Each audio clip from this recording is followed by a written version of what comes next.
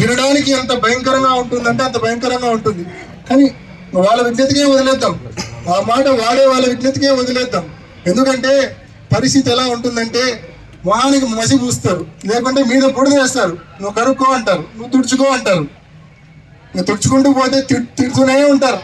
నీ విజ్ఞతకే వదిలేస్తున్నా, మాట్లాడే వాళ్ళ విజ్ఞతకే నేను వదిలేస్తా ఉన్నా.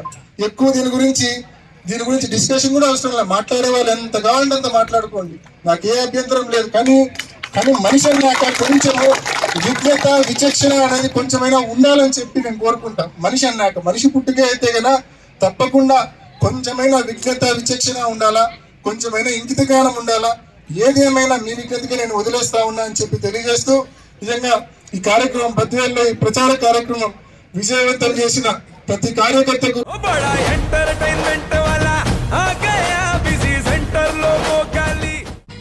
సక్కు సక్కేంద్ర సక్కు సక్కు బాయ్ బాయ్ బాయ్ బాయేంద్ర భార్గవ్ హాయ్ బాయ్. గిరాకి వచ్చే టైం ఏంది, కస్టమర్లు వస్తున్నాడు, రేడికి కలిపి గురి. కస్టమర్లు వస్తున్నారు కదా, మాత్రం పొగరు ఉంటది. మరి తగ్గించేద్దాం పొగర్ని. డబ్బులు కట్టేస్తామేంటి కొంప తీసి? లేదు, కస్టమర్లు ఆపేద్దాం. పదా మరి మన బిజినెస్ స్టార్ట్ చేద్దాం.